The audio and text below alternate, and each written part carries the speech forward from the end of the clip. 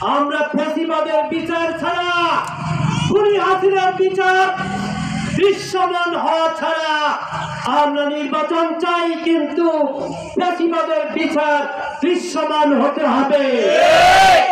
আর ফ্যাসিবাদকে 16 বছর ক্ষমতায় রাখার জন্য এই দানবদের দোষর ছিল জাতীয় পার্টি।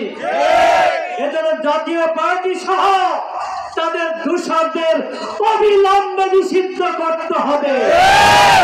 লেভেল প্লেইং ফিল্ড, সবার জন্য সমান সমতা নির্বাচনে থাকতে হবে। এক দলকে বিশেষ সুবিধা দিয়ে নির্বাচনে পার পাইয়ে দেওয়া, এটা 18 কোটি মানুষ আর বরদাস্ত করবে না।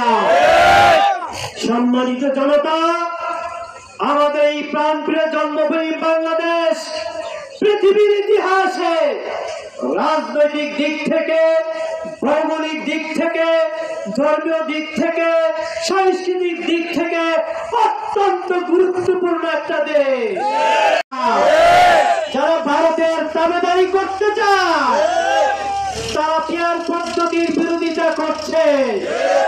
সম্মানিত ভাইরা, জুলাই সনদের ভিত্তিতে যে শহীদের রক্ত, ওই রক্তের সাথে গাদ্দারি করে নির্বাচন সম্ভব না।